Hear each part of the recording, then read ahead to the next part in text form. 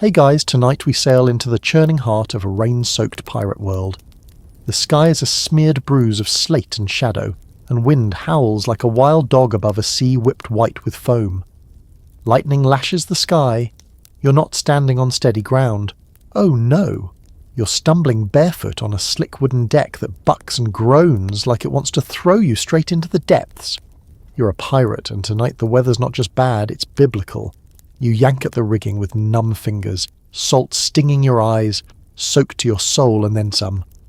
The captain's voice bellows above the storm, a muffled growl of orders lost in the roaring wind. Everyone's scrambling. One pirate slips, hits the deck hard. No time to help him.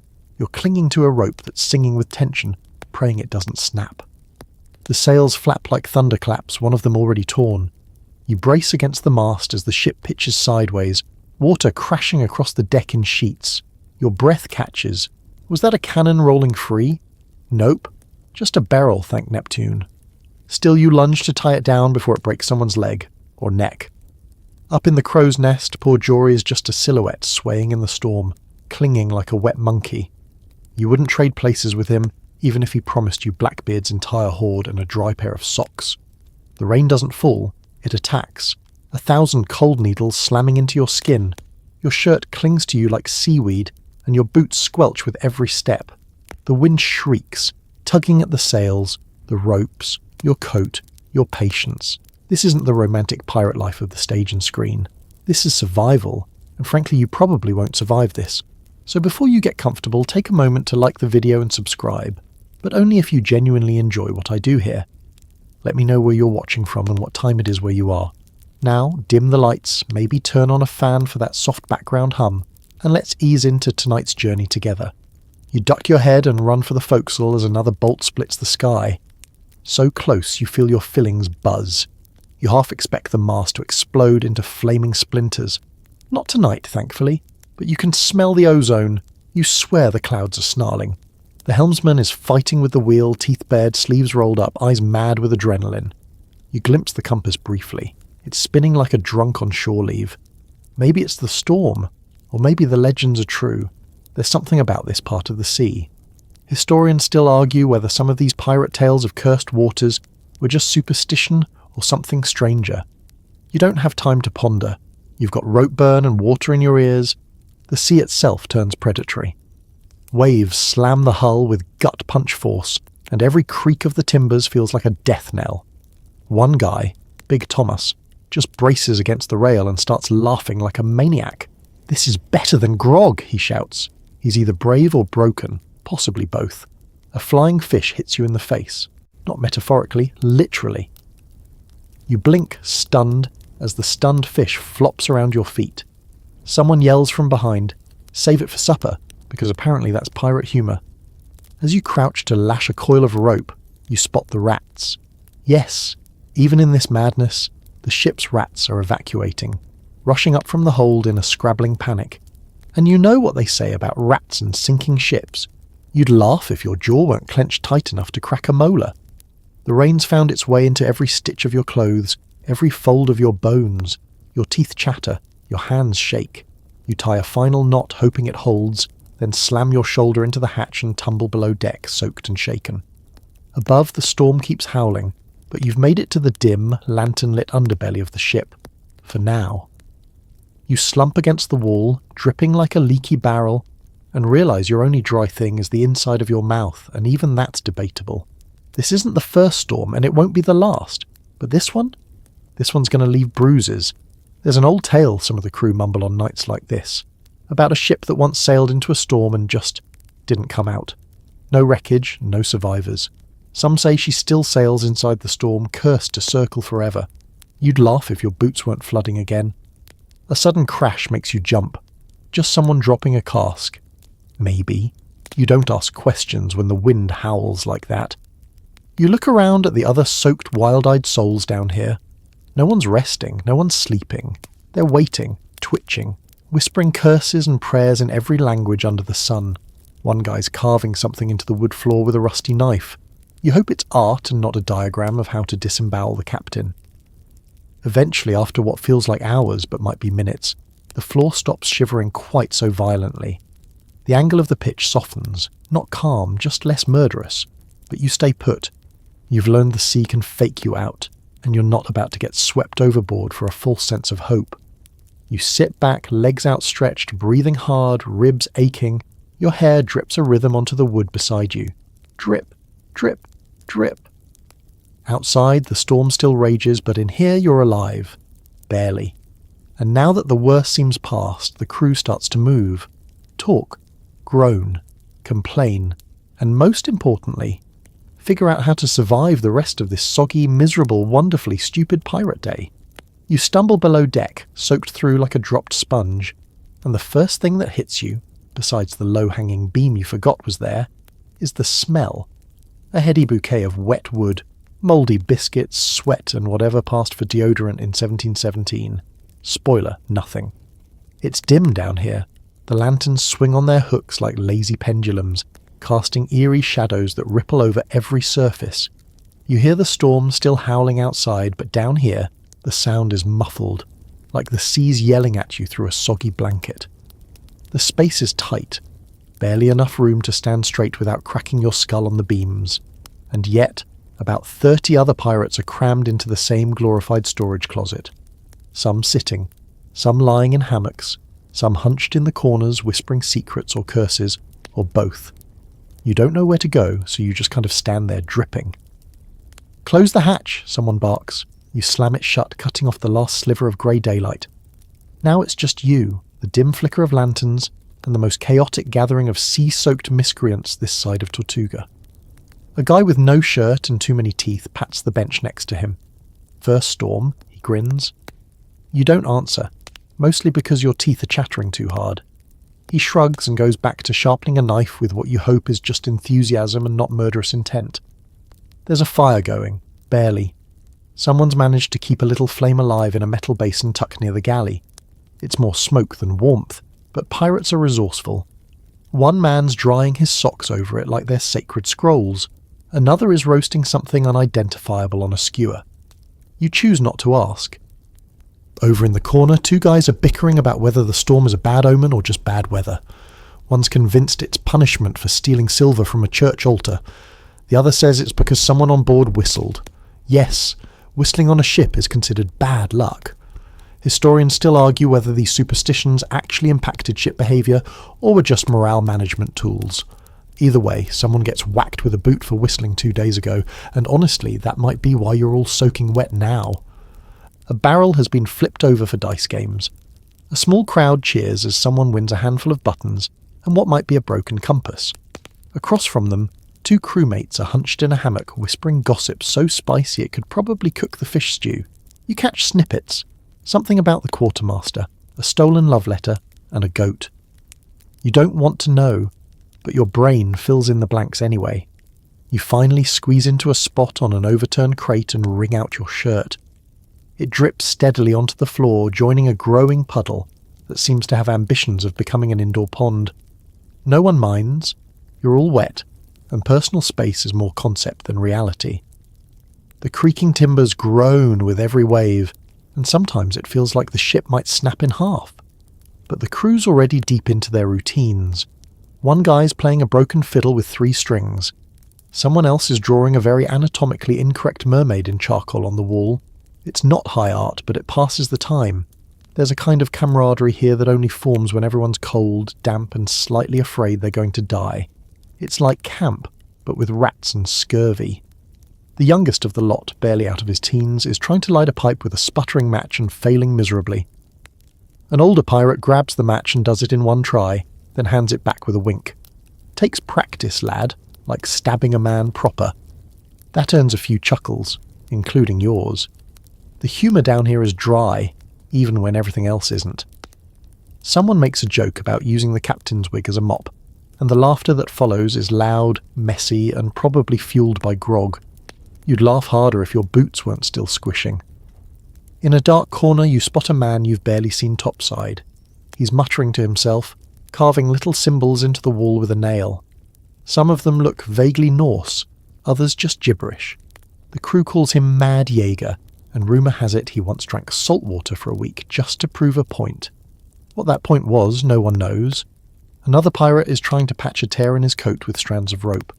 Rain's fine, he says to no one in particular, but it's the damp that gets in your bones, makes them brittle. He points to his knee. That one? Cracked on a Spanish frigate off Martinique. This one? He slaps his other leg. Cracked while dancing drunk to a hurdy-gurdy. Both hurt the same. You lean back against the wall, slowly warming up. It's still damp, still claustrophobic, but the mood is shifting. From tension to boredom. From panic to low-grade irritation, which, on a pirate ship, is practically a spa day. A particularly loud snore erupts from one hammock, followed by a flying boot and a string of colourful language. You wonder how anyone can sleep through this racket. But exhaustion has its own gravity down here. Plus, no one's going above deck unless absolutely necessary. Rain or shine, pirates hated being cold and wet more than they hated a Spanish broadside. Probably. Somewhere in the far end of the room, an impromptu sea shanty chorus begins. Off-key, off-beat and off-colour, but it's honest. The words blur into laughter and banging on barrels like drums. The kind of music only a crew with no expectations of ever hearing real instruments again can make. You glance around at these men, scarred, crude, wildly unpredictable, and realise something. This isn't downtime, this is pirate life. The chaos, the noise, the half-cooked stew and ill-tuned fiddle. It's not a break from danger, it's just what danger looks like when it's bored. You peel off your soaking wet shirt with the effort of someone trying to remove a second, tighter skin. The thing clings to you like a vengeful jellyfish, and when it finally gives up the ghost, it makes a sickening slorp sound. Your boots go next. Water pours out in a slow stream that splashes onto the wood floor. Someone nearby whistles. Careful, one pirate quips. If the deck floods, we'll have to name the puddle after you. You chuckle because down here a sense of humour is as critical as a cutlass. Maybe more. You shuffle barefoot toward the galley fire, a modest blaze tucked into an iron box bolted to the floor. It's less a proper hearth and more like someone lit a candle inside a trash can and said, "This'll do." Around the fire, clothes hang like limp flags of surrender. Shirts, coats, even undergarments. Some riddled with holes, others dyed strange colours from mysterious past spills, are draped over ropes and makeshift lines strung across the beams. Your shirt joins them, steaming faintly as it begins to dry. Your skin prickles as the heat soaks in, and for the first time since the storm hit, you remember what comfort almost feels like. Your bones stop vibrating, and your fingers regain sensation. Just enough for you to notice the splinters. Lovely. A few other pirates are huddled nearby, warming their hands, swapping stories and sharpening their jokes like knives. One man, wiry and sunburned, nods toward a grizzled brute picking his teeth with a fishbone. That one there once lost a drinking contest to a nun, he says. Claims it was divine intervention. The brute looks up. She was divine, he says without missing a beat. Took my gold and my dignity, bless her. Laughter erupts. It's not polite laughter. It's the kind that rattles ribs, the kind that sneaks up on you when you're half dead and reminds you why you're still trying to live. Sea insults start flying like cannonballs. Not the usual unimaginative grunts. These are full-blown poetic assaults. You've got the manners of a barnacle and the face to match. Your breath could turn milk into vinegar and then kill the cow. My dog ran off just to avoid hearing your voice again. Even the ship's cook joins in, wiping greasy hands on his apron. That stew you called a joke? It had more depth than your entire personality. Someone gasps. The crowd howls. The cook bows. You grin, the corners of your mouth cracking from salt and windburn. You're still barefoot, still mostly damp, but now it's easier to forget that your bunk is mildewed and the nearest fresh fruit is somewhere across the ocean. Humour on a pirate ship isn't just for fun, it's armour. When you're constantly flirting with death, your best defence is a brutal roast. And speaking of roasts, someone breaks into a sea shanty. Loud, lewd, and utterly unrepeatable in polite company. It starts with one voice, but soon others join in, harmonising badly, but enthusiastically. The lyrics involve a goat, a bottle of rum, and a very unfortunate misunderstanding involving a Spanish customs officer. By the third verse, you're singing along, though you don't entirely understand what heaving the anchor sideways means in this context, and honestly you're afraid to ask. The old-timers belt out verses you've never heard before, adding lines on the fly. Each new stanza is more ridiculous than the last. And she said to me, "Yo ho no!" brings the house down, and someone nearly chokes on a ladle of stew. The younger pirates scribble down the lyrics, trying to preserve them for posterity. Not that there's any official record-keeping going on. Pirate songs are passed by ear and corrupted gloriously with each retelling. Historians still argue whether some of these bawdy ballads ever had original versions, or if they were always this chaotic from the start. One guy pulls out a harmonica with only 4 working notes. Somehow it fits. You've never heard the Salty Mermaid Secret played quite like this before. Then again, you've never heard it sober, so maybe it's always sounded like a drunken goat on a seesaw. A pirate near the fire is showing off scars, telling tales for each one. This? Bayonet Havana? This shark bite Barbados? This one? He pulls down the side of his trousers. Boyle from sitting on a cursed cannonball, hurt worse than both the others combined. The group howls. One guy falls off his stool laughing. Another grabs a bit of charcoal and starts sketching a cartoonish version of the cannonball attack on the wall. It's crude, brilliant, and almost anatomically correct. You wrap a rough wool blanket around your shoulders, still warm from someone else's body heat. You don't ask whose. You don't want to know. You lean against a crate and listen as the jokes roll on. The songs drift from filthy to oddly sentimental, and the fire flickers against the low beams. A rare hush falls for a moment. Someone picks up the last of the hardtack, studies it, and mutters, "Do you suppose this was ever bread?" A quiet pause. Then, "Only if you think wood was once a vegetable." Laughter again. You smile. The kind of smile that sneaks up on you when you forget the world outside is all howling wind and water. There's something sacred in this filthy, half-drunk, half-dressed circle of misfits. Something deeply human. When you can't count on dry socks or fair weather or even waking up alive tomorrow, the one thing you can count on is that someone will make a joke about your smell before breakfast. And honestly, that's enough. The rain is still pounding above like a drumline run by angry sea gods, but down here, below deck, the storm's distant now, just part of the rhythm of life. The fire's holding steady, your shirt's no longer dripping and your fingers are only slightly wrinkled from all the damp. So when someone slaps down a greasy pack of cards and growls, "You in?" you nod and pull up a crate. The game's already in full swing. 4 pirates hunched around a makeshift table. Really just a couple of barrels pushed together, lantern light throwing jagged shadows across their faces. The deck of cards is stained, dog-eared, and missing the Queen of Hearts, replaced by a rough doodle of what might be a walrus in a dress. No one cares. If you're here for fair play, you're about 3 oceans too far west. Rules, you ask, settling in? Survive, someone replies, grinning. You're handed 5 cards, dealt with the flourish of a man who absolutely isn't counting out loud under his breath. The game, a piratey mashup of poker, blackjack, and possibly ancient Egyptian hieroglyphics. No one can agree on the rules, and somehow everyone still insists they're winning.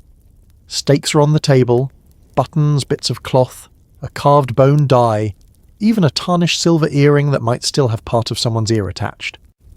And in one small wooden box, gleaming in the lantern glow, an honest-to-goodness gold tooth.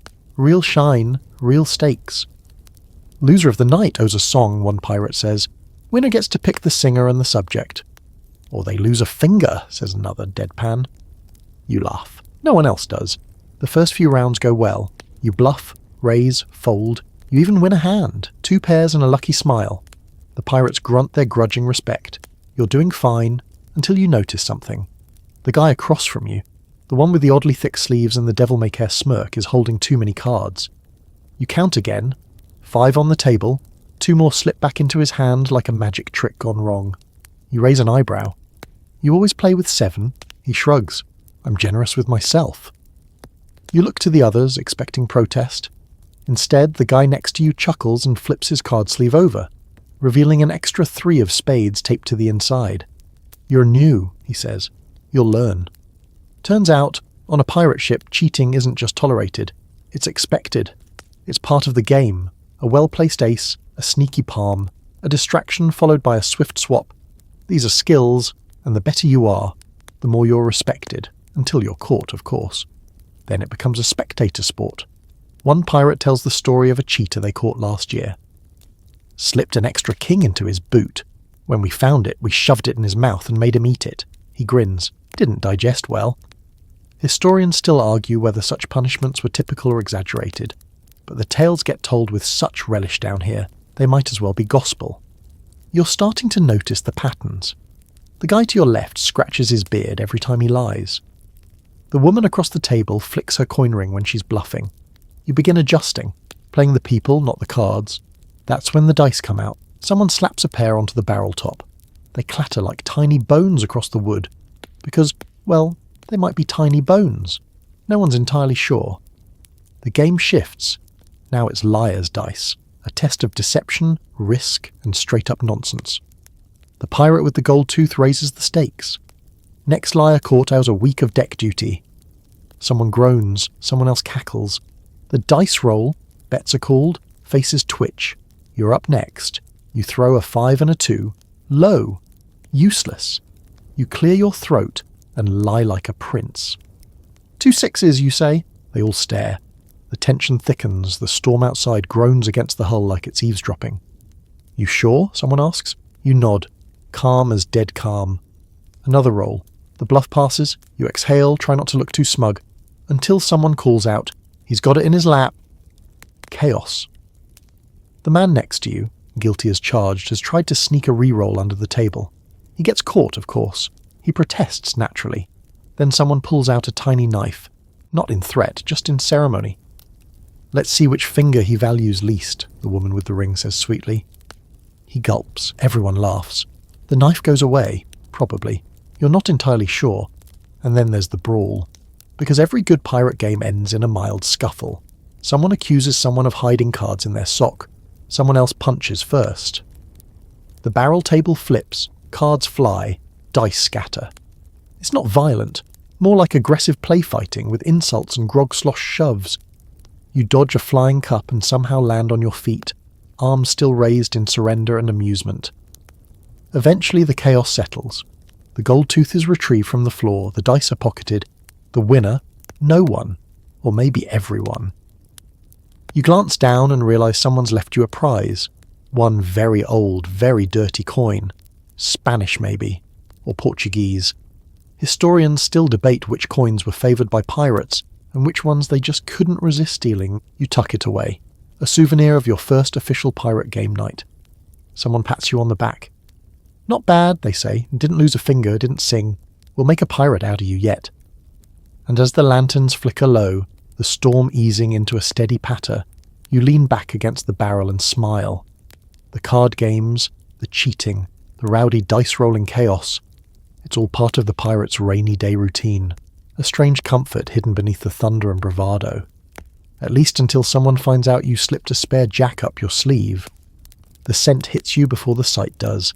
A thick soupy cloud wafting through the cramped lower deck, like a damp ghost with digestive issues. It's warm, sure, but also oddly metallic, slightly sweet, and definitely hiding something. You drift toward the galley more from curiosity than hunger, though let's be honest, when you've been wet for 6 hours and your stomach sounds like a growling dog in a closet, even suspicious stew starts to seem poetic. The cook, a wiry man with a face like driftwood and arms coated in scars, flour, and possibly soot, is hunched over a blackened pot, stirring with a spoon big enough to paddle a rowboat. He glances up as you approach, grunts once, and gestures with his chin toward the pot. You look in or eat in. You glance at the bubbling contents.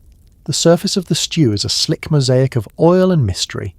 Occasionally, something floats to the top, a chunk of something grey, something fibrous, and once, something that looked a lot like a bootlace.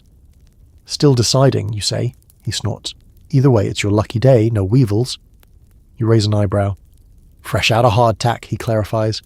Ah, that would explain the stack of biscuits sitting nearby, each one hard as a barnacle and about as flavourful. Hardtack isn't so much food as it is a time-travelling prank from the 17th century. Supposedly it lasts forever, or until it breaks your teeth, whichever comes first. You pick one up, wrap it on the barrel, and listen to the echo. Dinner and a percussion instrument, you mutter. He hands you a bowl of stew, ladled from the depths of the pot with a thud. It smells earthy, possibly meaty. You squint into it, prodding a dark lump with your spoon. Rat, you ask. Could be, the cook shrugs. Could also be squirrel, depends on the last port or the trap. You hesitate, but only briefly. Pirate logic applies here. Hunger dulls the edge of curiosity. You take a bite. It's not terrible. Salty, yes. Vaguely chewy. But there's an unexpected note of spice. Pepper? Nutmeg? One of the cook's experimental flourishes, probably. Where do you get spice, you ask? He grins. Traded with a Dutchman, gave him a broken compass and a flask of vinegar. Told him it was aged rum. You cough, laughing mid-bite. The cook chuckles with you, stirring the pot as though it's a cauldron of pirate alchemy. And in a way, it is. On rainy days, food is morale, fuel, distraction. A halfway decent bowl of whatever this is can stop a mutiny before it starts. Other pirates drift in, sniffing the air. Soon, the galley's a chorus of slurps, sighs, and exaggerated chewing. Some gnaw on hardtack like it's a personal challenge. One pirate cracks theirs in half with a mallet. Another dips it in grog, lets it soak, and calls it dessert. You hear stories between bites. About a captain who once served seagull stew garnished with orange peel. About a ship where the cook made fish pudding, and no one lived to regret it. And about the infamous voyage of the Black Osprey, where the crew allegedly survived 3 weeks on boiled leather and salt water. Historians still argue whether they actually boiled the leather or just chewed it soft like gum. Your ship, thankfully, is a little better off. The cook's hoarded some beans, a bit of salted pork, even a jar of molasses, though he guards that last one like it's gold. You spot a sack of dried peas in the corner, and a barrel marked lard that's best not investigated further. The ration system here is flexible. The quartermaster technically distributes shares, but on stormy days like this, it's more about who's awake, who's closest, and who's not currently throwing up from seasickness. There's no line, just elbows and bowls and shouted insults. One pirate tries to take 2 helpings and gets whacked with a ladle for his trouble. You nurse your stew slowly, savouring the warmth more than the taste. Outside, the rain lashes harder, but down here bellies are filling, jokes are flying, and even the rats seem to be lying low, possibly in mourning. You ever try turtle? Someone asks suddenly. You shake your head. Caught one once, huge thing, cook made soup, everyone said it tasted like chicken. Everything tastes like chicken, another chimes in. That's why you never know what it really was. You finish your bowl, scrape up the last of the broth and set it aside. Someone offers you a bit of dried fruit, possibly a prune, possibly a very old grape. It's the sweetest thing you've had in days. Rainy day meals on a pirate ship aren't banquets. They're a gamble. Every bite is a surprise, every dish a game of edible roulette. But shared hardship has a strange way of seasoning the food. You chew through the last of your hardtack, now softened just enough to avoid injury, and glance around. The cook is already prepping something else. Possibly tomorrow's stew, possibly a science experiment. He hums as he works, a low, scratchy tune that almost matches the rhythm of the rain above. And for a fleeting moment the galley feels less like a floating wooden coffin, and more like a weird, salty family kitchen, if your family was armed, toothless, and slightly drunk. You duck into the darkest corner of the lower deck, the space where even the rats tread lightly, and the smell alone could knock out a mid-sized goat. This is the surgeon's domain, or, as it's known in whispers and sarcastic toasts, the sick bay. On a pirate ship, that's less a room and more a space barely large enough to swing a cat, though no one's testing that today. It smells of blood, damp wood, and something sharp and sweet that might be rum, or might be cleaning fluid, if anyone had actually cleaned anything recently. A swinging lantern throws a lazy golden loop across the beams, flickering over mismatched tools that dangle from the walls like a blacksmith's worst nightmares. Bone saw, pincers, shears, and a bowl of murky water that hasn't been murky for good reasons. The surgeon himself, old Davy, glances up from his patient with bleary eyes and cracked spectacles. His beard is patchy, his hands surprisingly steady, and his apron could legally qualify as a crime scene. Davy's not a doctor by trade. He was a barber once, then something called a bloodletter, which should tell you all you need to know. Aye, don't just stand there, he grumbles. Hand me that leech. You blink. The what now? The wriggly one in the jar. Name's Cornelius. You grab the jar, hesitantly, and watch as he coaxes the leech onto a bruised forearm. The patient, a wiry pirate with a broken leg and a temper to match, groans but doesn't flinch. Cornelius takes the edge off, he mutters through gritted teeth. Better than grog. The leech slurps away contentedly. Historians still argue whether pirate surgeons actually believed in leech therapy, or just used it because it was gross and available. Either way, Cornelius seems to be having a good day. You glance around the room. There's a hammock in the corner sagging under the weight of a man who lost 2 fingers last week to a cannon mishap. Or, depending on who's telling it, a very enthusiastic parrot. He's asleep now, snoring softly and clutching a half-empty rum bottle like a teddy bear. Someone else is bandaging a toe with what might be a torn shirt and definitely isn't clean. A third pirate limps past with an eye patch that didn't exist yesterday, and a grin that says he's telling people he fought off a shark. You perch on a barrel as Davy sets the patient's leg with a wince-inducing crack, then wraps it with practiced, if grimy, skill. "You ever break anything?" the injured man asks, grinning through the pain. You shake your head. "Give it time," he chuckles, then winces. "Rainy days are the worst. Joints swell, bones ache, ghosts come out." "Ghosts?" you ask, glancing at the shadows. He nods solemnly. "Ship spirits. Lost mates. Those we didn't bury, right?" Davy snorts. "Or it's the mould in the biscuits making your brain dance." But the patient continues. "There was a time, off Tortuga. Fog rolled in thick as cream. We'd just lost 2 men. Storm swept them off the rigging. No chance for a burial. That night the galley lantern blew out on its own. Cold as a grave it was.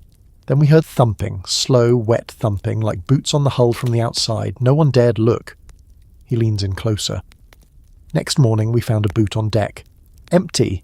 Still dripping." You shiver slightly. Whether from the story or the damp creeping up your spine, it's hard to tell. Another pirate speaks up, this one missing most of an ear and possibly a few marbles. "Heard the Lady Morrow's ghost sings when it storms. Lost at sea with all hands, except her captain, who washed ashore blind and babbling. Said he saw their faces under the waves." Davy rolls his eyes but says nothing. Even he knows better than to dismiss ghost tales entirely. You've been out here long enough to realise that when the sea takes someone, it doesn't always give them back cleanly. There's a reason pirates whisper before bed and hang trinkets over their hammocks. Lucky charms, curses, prayers to nameless gods.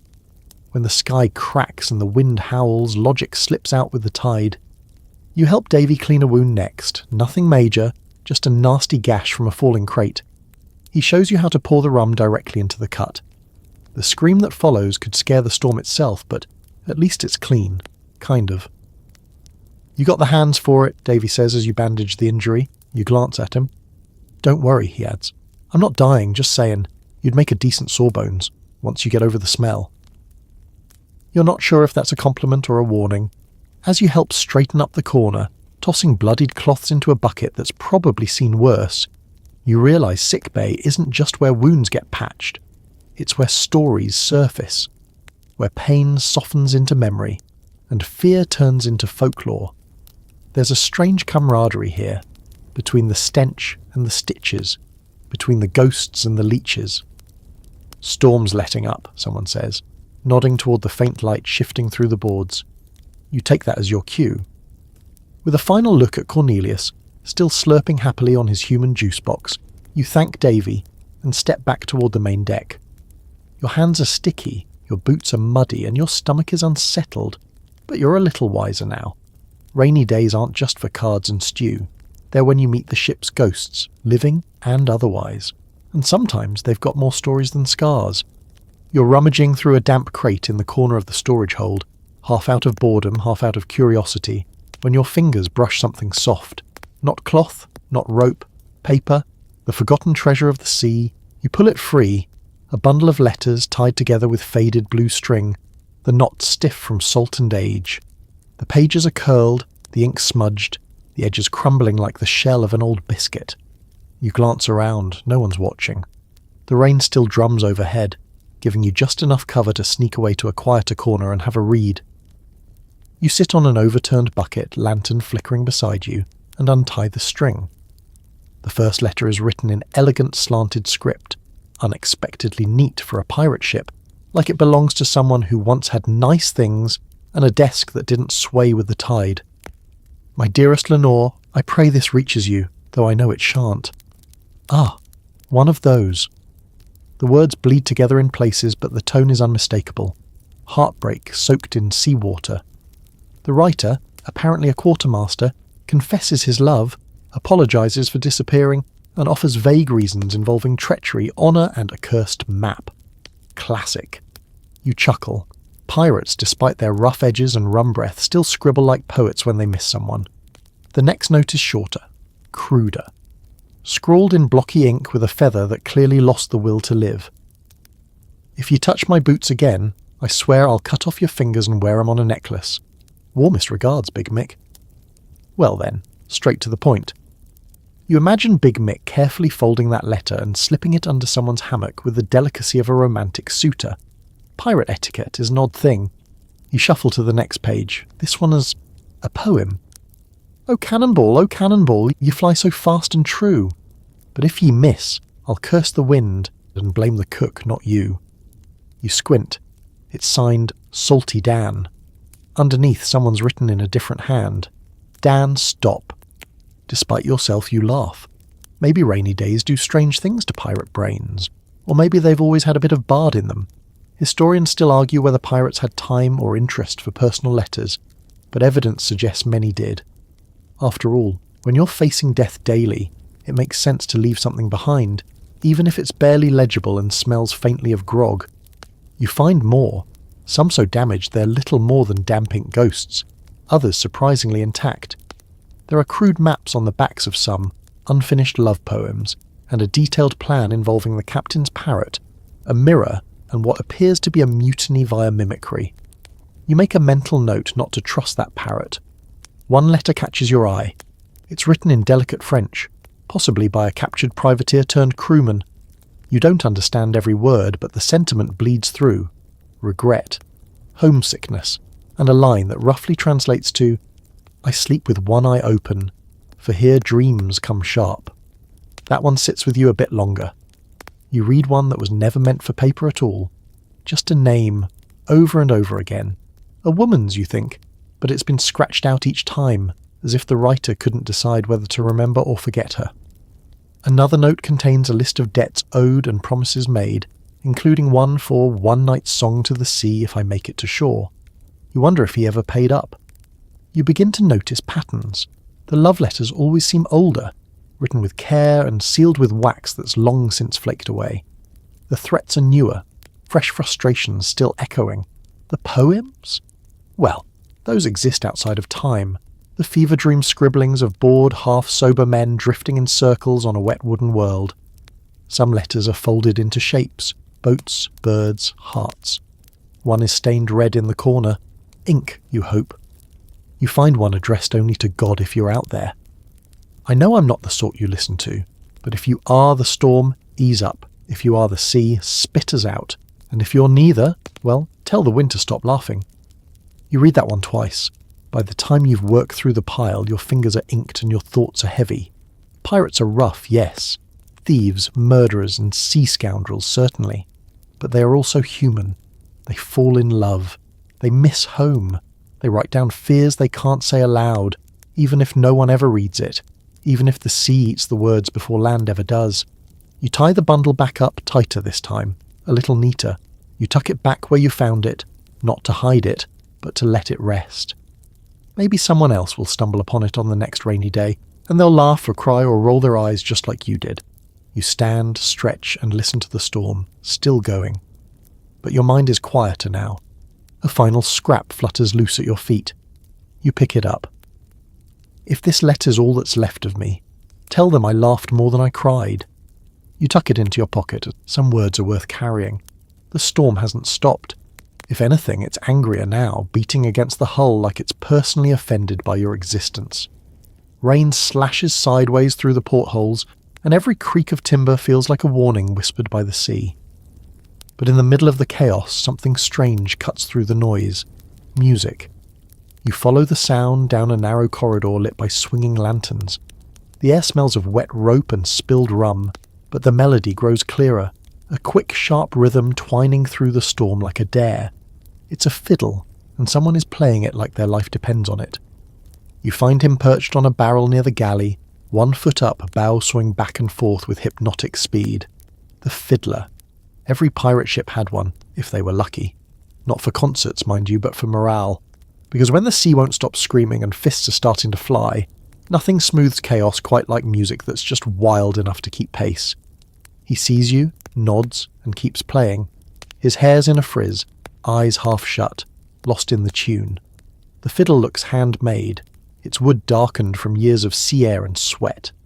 The strings squeal and sing with abandon, but somehow it all works. Around him, a crowd is forming, not neatly. This is a pirate ship, not a theatre. Men slump against barrels, lean on crates, sip grog with that lazy look that says, "I'm listening, but I might start a fight anyway." The music's holding them in place, for now. The fiddler's name is Red Tom. You've heard of him. Not because he's red-headed, he isn't, but because he once played so furiously during a boarding skirmish that both crews stopped mid-fight to cheer him on. Apparently 2 men died in that time, but nobody remembers who they were, only that Tom hit a high note while someone fell overboard. He pauses, retunes a string with a practiced twist and mutters, "Storm's got a rhythm tonight." Might as well match it. You sit on a crate nearby, boots squelching. As he plays again, you notice. The tune he's chosen is fast, foot-stomping, the kind of melody that makes your blood heat up even if your toes are frozen. Someone claps along. Someone else starts humming. A third pirate, probably the cook, judging by the stew stains, taps his ladle against a mug. Just like that, you've got a full-blown impromptu concert in the belly of a creaking death trap. Historians still argue whether pirate musicians were considered part of the crew or just tolerated nuisances, but one thing's clear. Without music, you'd all go mad. Literally. Days at sea, trapped by weather, no wind in the sails. Madness creeps in fast unless something louder chases it away. Tom shifts to a slower tune, something mournful. This one sinks into your bones. A sea lament, maybe. Low and aching like waves lapping against an empty dock. No lyrics, just the sound of longing twisted into strings. One man lowers his mug, another sighs, deep and hollow. Then, without warning, Tom stomps his boot and launches into something fast again, a jig that makes even the sullen ones bob their heads. You can't help it. Your foot starts tapping. Someone actually stands and starts to dance, limbs flailing in a way that's more enthusiastic than graceful. It's a miracle he doesn't hit anyone, or maybe it's just too crowded to fall. The atmosphere shifts. Brawls are still brewing, sure. This is a pirate crew, not a boy band, but the music gives everyone something better to focus on than how much they hate the rain, the food, or each other, for now. You lean back, watching Tom work. His bow is a blur, and you swear his eyes glow in the lantern light. There's something otherworldly about him, a storm within the storm. Some whisper he made a deal with the sea, traded his voice for eternal strings. Others say he used to be a church violinist until a cannonball interrupted a hymn, and he decided God had a sense of humour. A few even claim he's part siren. That's why his tunes pull people into trances. You wouldn't be surprised. He finally stops. Silence rushes in like a wave. Everyone stares for a heartbeat. Then applause, ragged, mismatched, sincere. Tom shrugs and starts tightening the strings again. You approach. Why play during a storm? He doesn't look up. Because it's either this or listen to the timbers scream and wait for someone to snap. Music's like rope, keeps us tied together when the sea's trying to tear us apart. You nod. He starts tuning again. You glance around. The grog's half drunk. No one's brawling. A few are even smiling. You didn't realise how tense your shoulders were until now. Music has a way of unlocking knots you didn't know you were carrying. You look at the fiddle, scratched, sweat-worn, fragile as a gull's bone, and wonder how it's survived this long in such a place. Ever think of leaving the sea, you ask? Tom chuckles, low and tired. Sure, then I sober up. You share a quiet laugh. The storm howls again, louder this time, and someone from the dark yells, "Play something cheerful or I'll cry." Tom raises the bow. A request. How fancy. He strikes a chord so bright and sharp it cuts clean through the groaning hull. The next song dances, a ridiculous little reel that sounds like something a chicken would waltz to. The crowd erupts. Someone starts clapping off beat. Someone else tosses a soggy biscuit in rhythm. And just like that, the storm becomes background noise again. Music on a pirate ship isn't decoration. It's insulation. Against fear, against boredom, against each other. Without it, every sharp glance becomes a fight. Every wave a death sentence.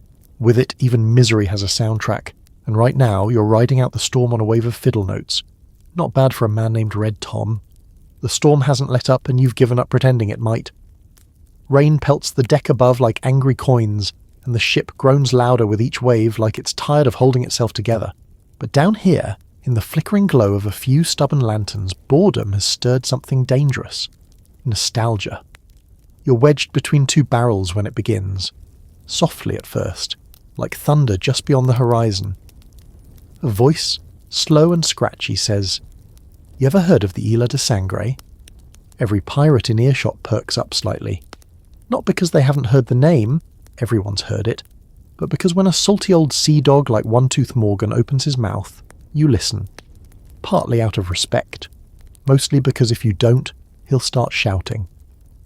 He sits cross-legged on a tattered sail, a grog bottle in one hand and a knife he's probably forgotten he's holding in the other. His beard's braided with bits of string and bone. The one tooth he's named for gleams in the lantern light, proud and yellow like a barnacle's crown. He grins. Aye, Isla de Sangre. Bloody island. Said to rise only when the moon's red and the tide screams. He taps his temple. I've seen it. Someone scoffs, but not too loudly. You lean in. It was cursed gold we was after. Spanish doubloons taken from a sunken galleon, or stolen from a demon priest, depending on who's telling it. Either way, we found the island, and it found us back. He pauses. The sand was red as rust. The trees whispered. One lad went in and came out speaking backwards. Someone snickers. Morgan glares. He choked on his own tongue 2 nights later, still coughed up seawater. There's a beat of silence, and then, just like that, it begins. Tale after tale from the ship's old-timers. You're not sure who's steering the ship anymore, but down here these crusty survivors are captains of imagination, and you're along for the ride. Blind Ned chimes in next, blind in only one eye, but still milking it for full mystique. You talk about cursed treasure, he wheezes, but none of ye have heard of Captain Brand's pearl. Oh no, not the flaming pearl again, someone mutters, half laughing. Flaming because it was on fire, Ned insists, pointing with a trembling finger. A black pearl that burned without heat, always glowing in the dark like a devil's lantern. Captain Brand stole it from a temple somewhere near Java. Took 3 priests with him. One got his head crushed by a crab the size of a cow. You stifle a laugh. Crab death isn't exactly dignified. Brand kept it in a lead box, Ned continues, but it still whispered, said things, cursed his mind. He started talking to birds and stabbing his own shadow. Sounds like Big Mick last week, someone adds. Ned ignores them.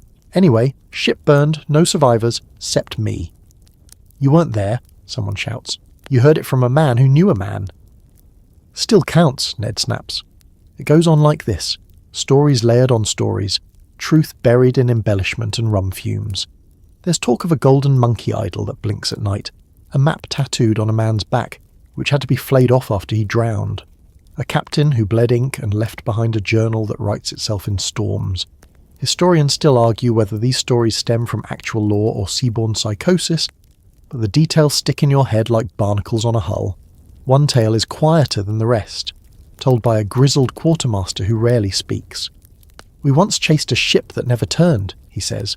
White sails, no crew on deck, wind in her favour, but she moved like a ghost, always just out of reach. Captain went mad trying to catch her, swore it was his brother, lost in a mutiny, said the ship was his guilt.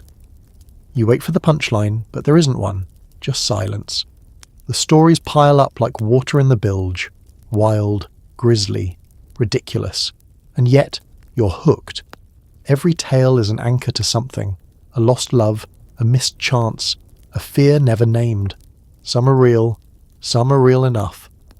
And in this moment, trapped inside a wooden tomb with the sea roaring around you, that difference hardly matters.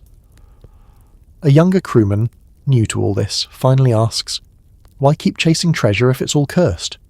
Morgan leans forward. Because even cursed gold spends, and if the sea's going to take you either way, better to die rich and haunted than poor and boring. Everyone nods like this makes perfect sense. You glance around the hold, rain trickles in through the beams, lanterns sway, a rat scurries across the deck, dragging what looks like a toothpick sword. You half expect someone to shout, "That's the ghost of Captain Reed's mouse!" Instead, One-Tooth Morgan slaps his knee. "All right, who's got dice? Let's bet on which of these tales comes true first." The hold erupts with laughter and groans. The tension breaks again, just long enough to forget the cold and the wet and the creeping uncertainty. You lean back, head against the hull, letting their voices wash over you like waves. Cursed pearls, whispering islands, ghost ships. You don't know what's real. You don't even care. Because in the strange math of the sea, a good story is worth more than a safe one. And here, with thunder above and legends below, you realise something. Maybe it's not the treasure that's cursed. Maybe it's the chasing. The music fades, the stories die down. The storm? Well, it doesn't care. It's still very much here, making sure every inch of the ship stays soaked, miserable, and inconvenient. And just when you're thinking maybe you could squeeze in a quick nap in the hold, a shout echoes down the ladder. "All hands on deck!" You groan. Everyone groans.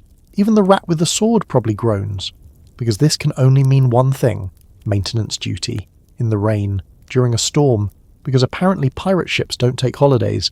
You drag yourself topside, instantly regretting every decision that's ever brought you here. The rain hits you sideways, needles of salt water stabbing through your already wet clothes. The wind yanks at your hat, and the deck is a slick nightmare of puddles, algae, and your own clumsiness. The boatswain, a man built like a barrel and twice as loud, thrusts a bucket into your hands and points at a leak in the main deck. "Scoop or sink, lad?" The leak isn't pouring water, it's spitting it, jetting in from a seam so wide you could wedge a sword into it. And you might have to, because while it's true that pirate life is a romantic mess of gold, rum and rebellion, it's also a constant battle against your ship trying to murder you. Quietly. From below. And here's the reality check. The ship you're standing on is wooden. That means nails rust, planks rot, ropes fray, and rain, blessed lovely rain, accelerates all of that. So here you are, scooping water with one hand, stuffing rags into seams with the other, slipping every third step while someone shouts at you from across the deck in a language that might not even be real. Historians still argue whether pirates had formal maintenance schedules, but there's no doubt ships required near constant attention. Rain didn't pause the job, it multiplied it. Water creeps into joints, salt corrodes fittings. Even sails, which you'd think would just flap and dry out, begin to sag, stretch, and eventually rip like cheap shirts if you don't treat them right. A nearby crewmate is resecuring a ratline. He's working it tight with tarred rope, teeth gritted, his soaked hands black with pitch. "If this thing goes," he shouts, "we all go swimming, without a boat." Your job isn't much more glamorous. You're down on your knees scrubbing algae off the planks.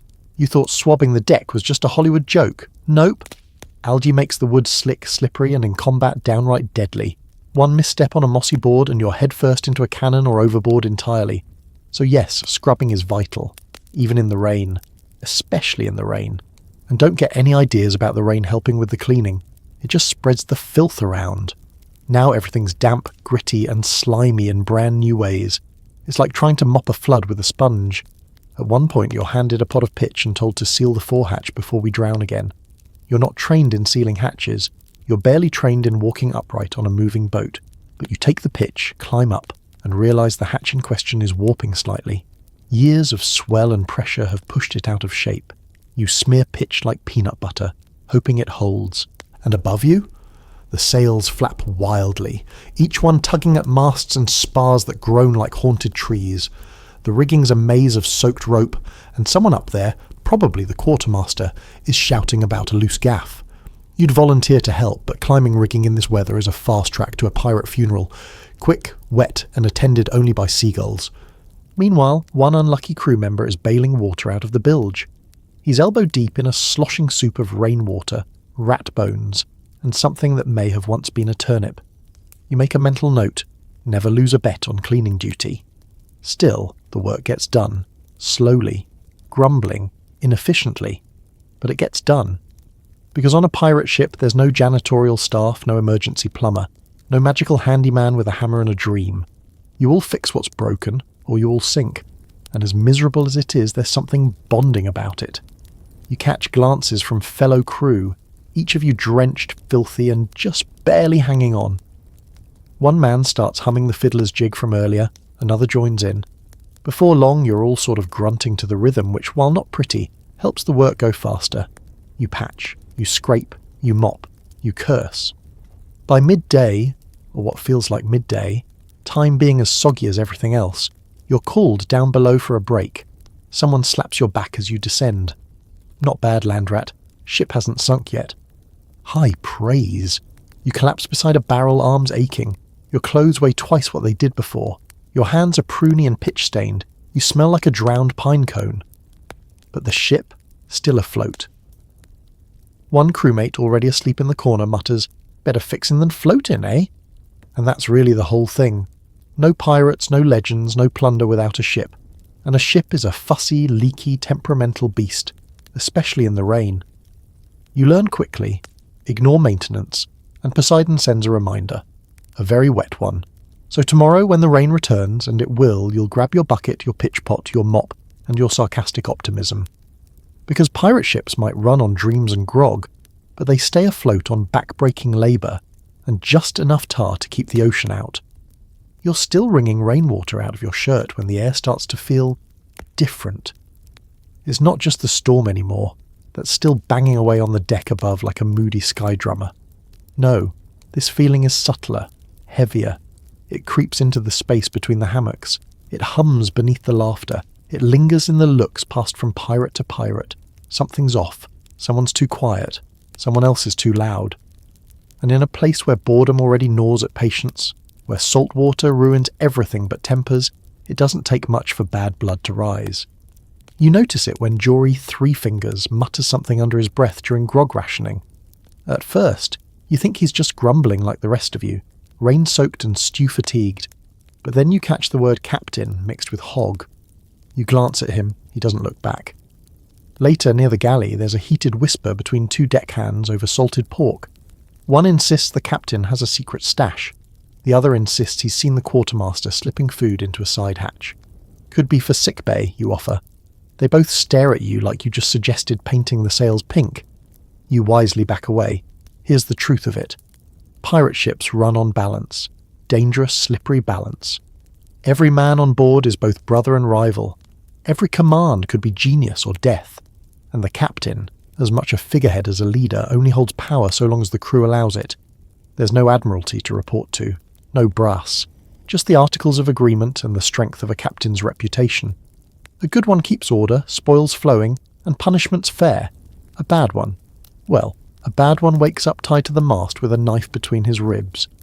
Historians still argue whether pirate mutinies were rare, common, or simply underreported. After all, pirates had no reason to keep tidy ledgers of treason. But one thing's certain. When confined to a wooden coffin bobbing in the sea, boredom is kindling, and ambition is the match. By now, the rumours are simmering. "Why does the captain get double rations?" someone says, just loud enough to be overheard. "He hasn't lifted a rope since Nassau." "You know he lost that last skirmish on purpose," says another. "He knew there was no gold." No one says the word mutiny. Not yet. That would be too obvious. But you feel it building, like the first flick of a knife before the barroom brawl.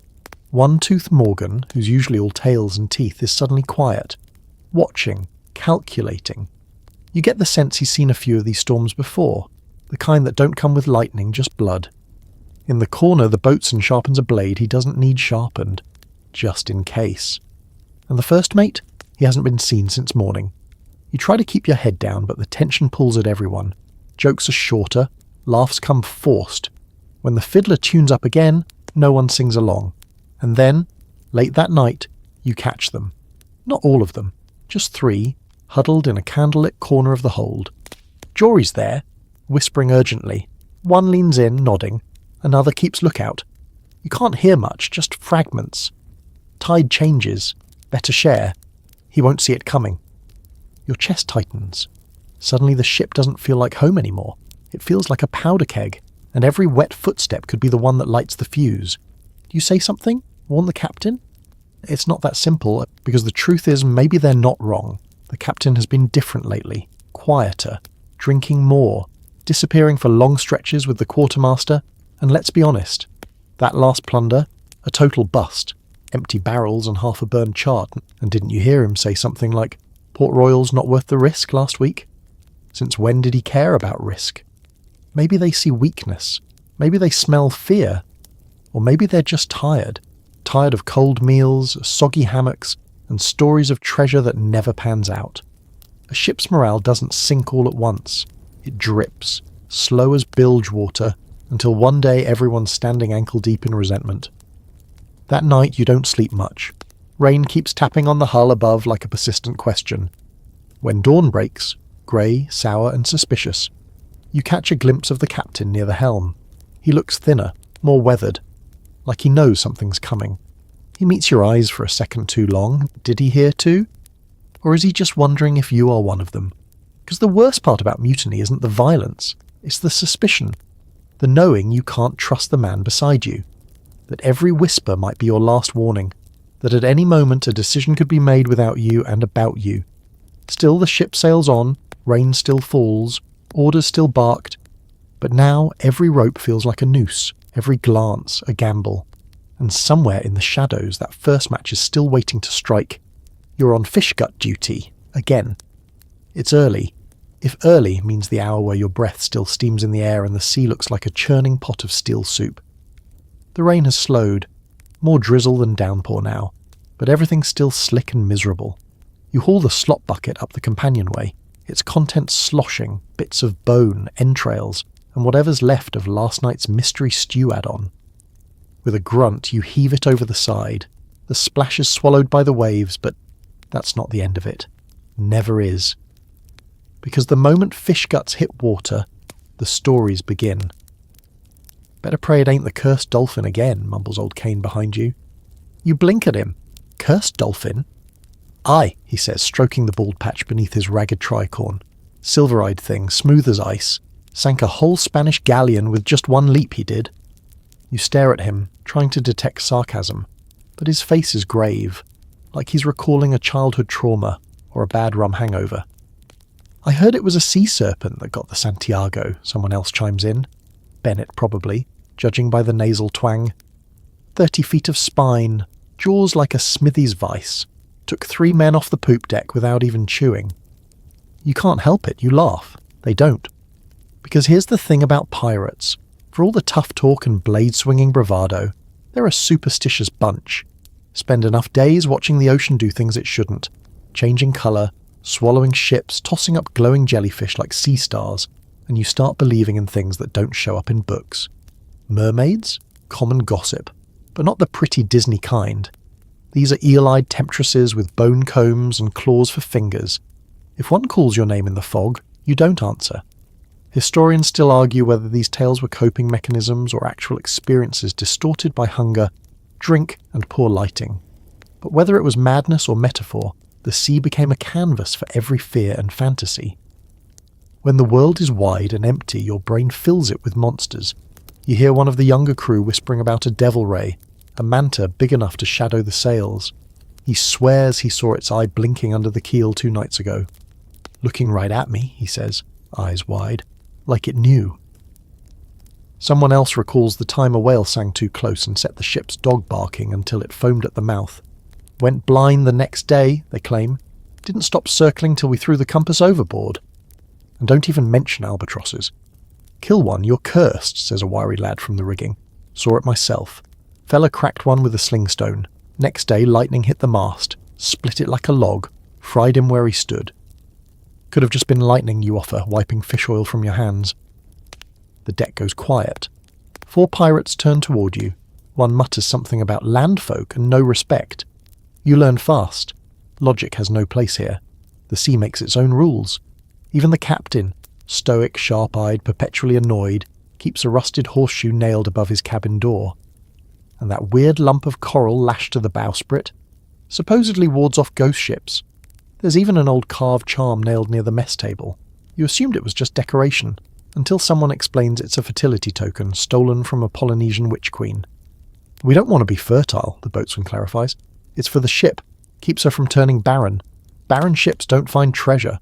Of course. Your favourite tale, though, comes from Fat Rob, who's halfway through a flask of rum and deep in storytelling mode. Years back, he begins, we fished up a man with gills. Not a merman, just a man. Pale, wrinkled, smelled like shellfish. said he lived in a trench, fed off sea moss and regret. You squint. What happened to him? Died, Rob shrugs. Refused to eat anything that wasn't salted. Captain tossed him back, said he was more ghost than man. You nod slowly. That tracks. The younger deckhands eat these stories up. You see them clutching lucky coins, rubbing talismans, whispering charms under their breath before touching the railing.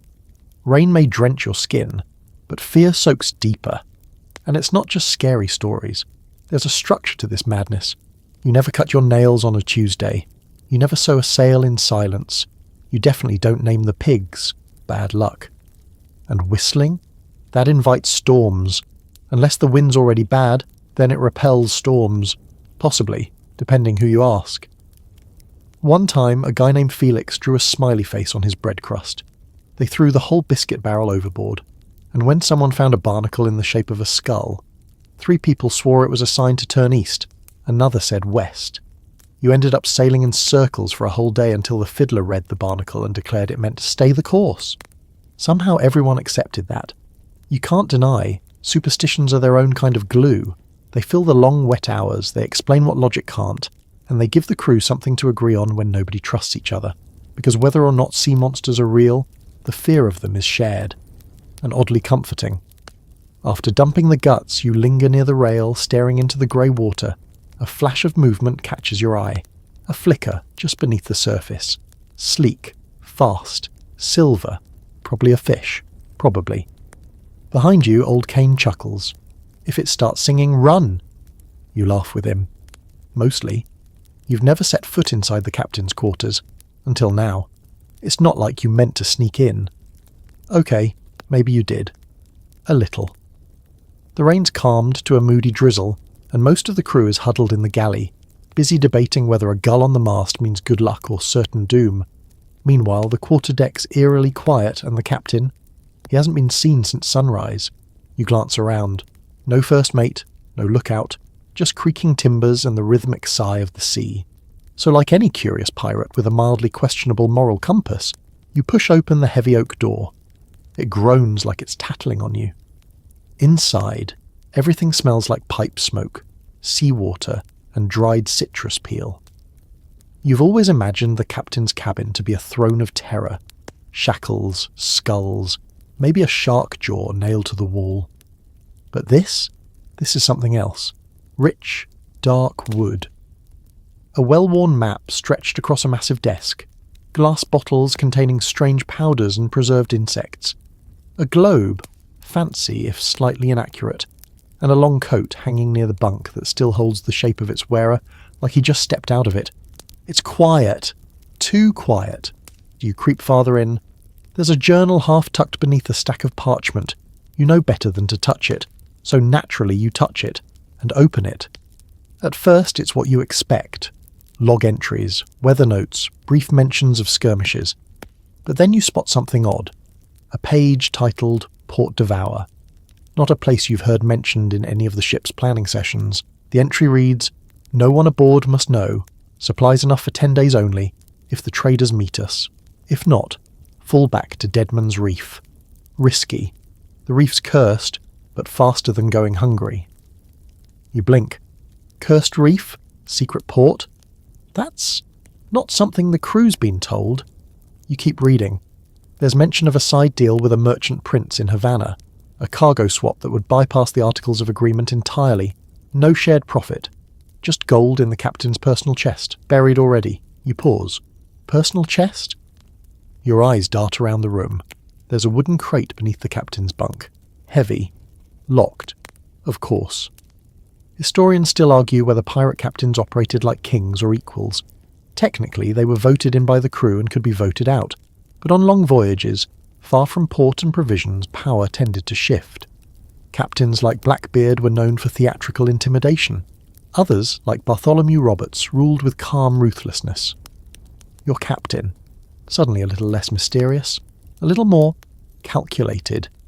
You shift to the wall behind the desk. It's cluttered with pinned charts, some with odd symbols inked in red. One shows a tiny island that doesn't appear on any other map you've seen. Another has a single X in the middle of the sea labelled a void. There's also a dagger, Not just any blade, this one's old, ornate. Its handle carved from something that looks like bone, with strange runes etched along the blade. You pick it up, immediately regret it. Because the air seems heavier now, not just your imagination, like the room knows you're somewhere you shouldn't be. You place the dagger back gently. Behind the maps there's a scrap of parchment tucked into a frame, almost like an afterthought. A poem, number A coded message. When storms pass and stars are right, the reef shall whisper treasures light, but seek it not with greedy heart, or sea shall tear your soul apart. Quirky, sure, or ominous, maybe both. You notice a book, The Eastern Winds of Trade, with pressed flowers marking a section on Taino burial rituals. Curious choice. Even more curious. A folded sketch inside showing a figure standing on a beach, hand raised toward a rock shaped like a skull. Again, nothing you've heard discussed. So the captain has secrets. Maps to unknown ports, deals behind the crew's back, and just enough cryptic poetry to suggest he's either a visionary or a full-blown lunatic. And now you know. You close the journal quietly and replace everything just as it was, except for one thing. A loose parchment slips out and flutters to the floor. You grab it just in time. It's a list of crew names. Beside each, a mark. Some stars, some dashes, a few daggers. Yours has a circle. You have no idea what it means. Your heart's hammering now, not from fear, from something worse, uncertainty. Because you can't unsee any of this. You can't unknow that the captain's steering you toward a secret rendezvous and possibly a cursed reef. And you definitely can't ignore the fact that some crew members are being tracked like pieces on a game board. You hear footsteps above. Time to go. You slip out, close the door behind you, and casually lean against the rail. Nobody notices, except maybe One-Tooth Morgan, who gives you a slow, suspicious glance. You nod. He nods back. But now the world looks different. Every rope feels tied to some hidden scheme. Every order echoes with double meaning. And as you step back toward the main deck, the sea doesn't look grey anymore. It looks secretive, like it's waiting. The change comes slow, not with a bang or a crack of thunder, but with a softness, so gentle you almost miss it. The rain, once pelting in sheets that stung like gravel, now falls in a hush, more like breath than water. The wind, wild just hours ago, has grown bored of howling, and the ship, bruised but floating, begins to murmur rather than moan. You lean against the rail and watch the storm pull away like a curtain. The sky, smeared with streaks of silver and blue, seems less angry now, just tired, like the sea itself finally took a breath. This is the moment every sailor waits for, the stillness after chaos. There's no official announcement, no one yells, "It's over," because it's not really over. It's just paused. Pirates know better than to trust calm seas too quickly, but for now it's a truce. The deck is wet and slick, but it gleams under the softening light. Salt clings to every rope, every nail. Your boots squelch as you walk, and the creaking of the ship becomes a kind of lullaby. Deep and slow, like an old wooden sigh. Around you the crew starts to re-emerge. Like crabs after high tide, they crawl from every dark corner, shaking off rainwater, adjusting soggy bandanas, and blinking at the new quiet. One-eyed Jacob scratches his beard and squints at the sky like he's personally challenging it to try again. The cook, muttering, begins hauling buckets to drain standing water from the galley floor. And the bosun starts shouting orders, but it's all half-hearted. He sounds more like a dad nagging kids to clean up after a pillow fight. It's peaceful, in a damp, salty, rope-burned kind of way. You perch on a barrel and let yourself listen to the soft patter of rain on canvas, the low groan of the hull, and the muttered conversations around you. No one's shouting. No one's threatening to gut anyone over a card game. Even the parrot, normally a screeching menace, just mutters to itself in sleepy pirate gibberish. For a few minutes the ship is more than a weapon. It's a shelter. A floating hunk of wood and tar and history that somehow keeps everyone alive despite the odds.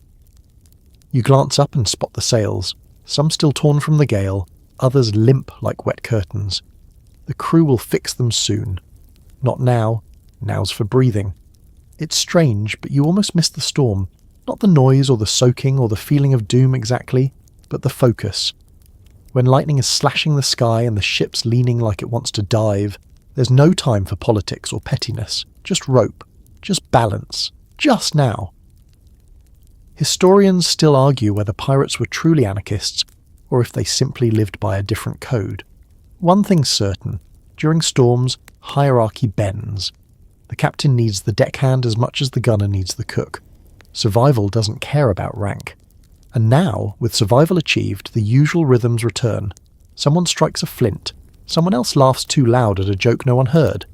And near the helm you spot the fiddler again, checking strings, humming to himself, eyes distant like he's tuning them to the ocean.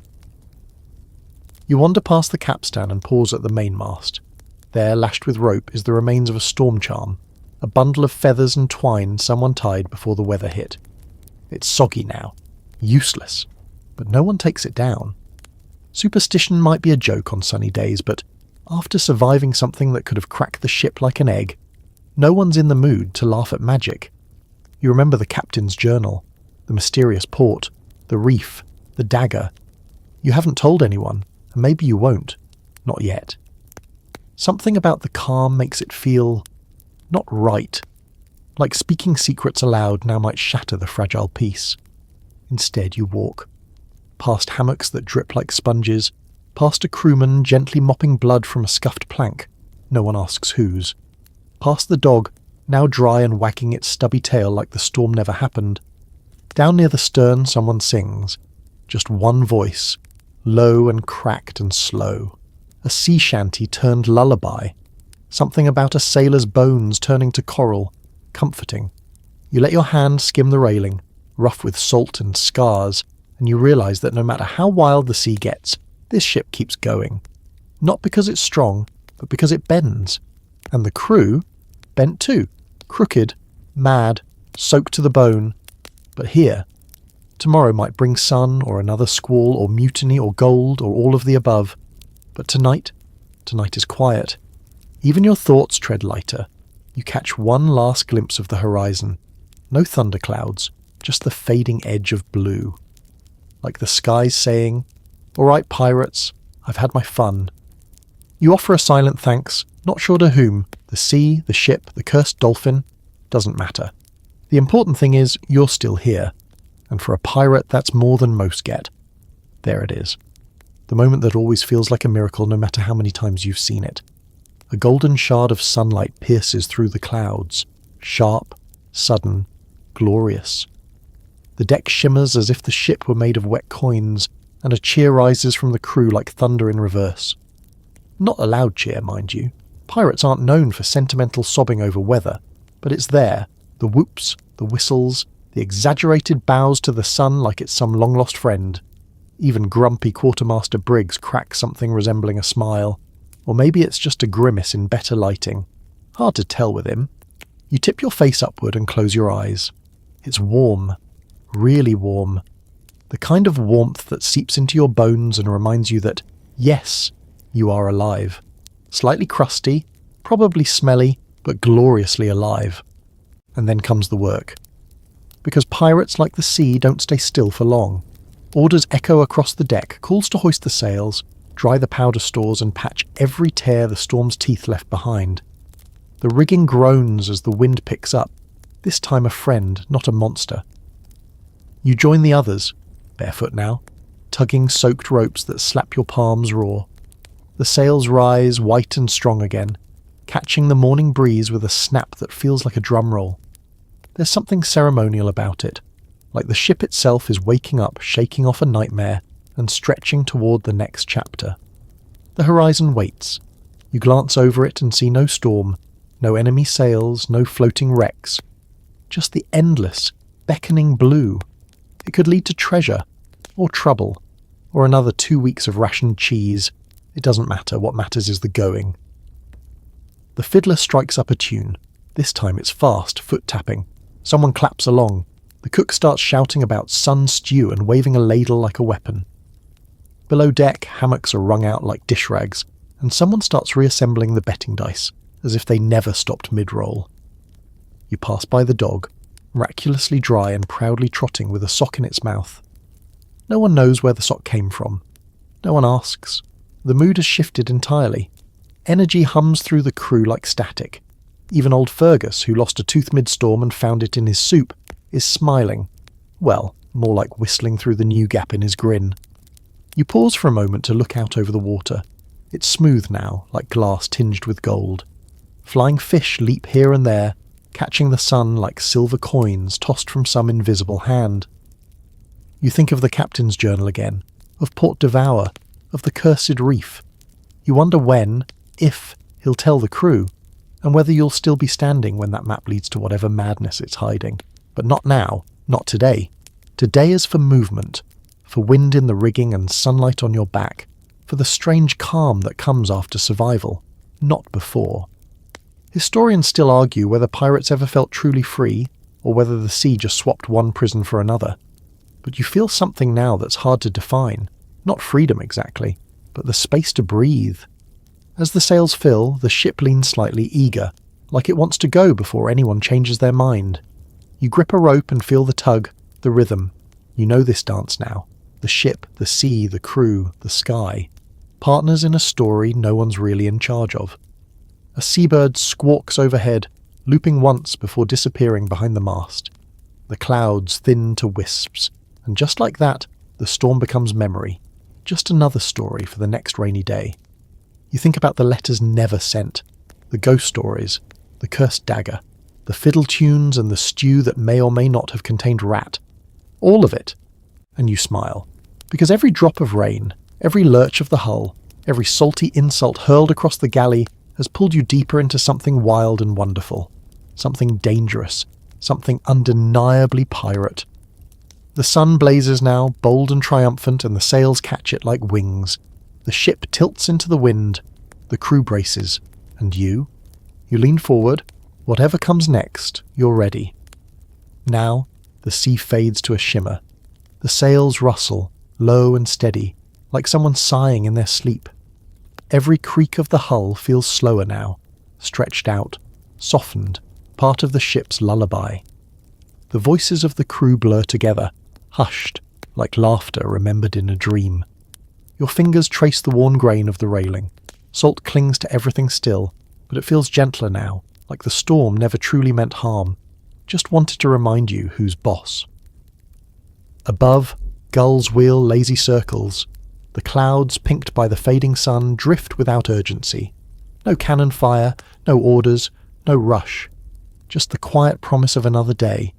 You close your eyes, feel the gentle rise and fall beneath your feet, the sway that never really leaves you, even when you sleep. Some pirates say they still feel it on dry land weeks later, the ghost tide in their bones. And maybe they do. For now you rest your back against the mast. Let the heat of the day lull your muscles. Let your breath fall in sync with the sea. One long exhale, then another, then stillness. Out on the horizon, the line between sky and water disappears. And as the ship carries you forward, further into mystery, further into myth, you feel something you haven't felt in a long time. Peace. Good night, sailor.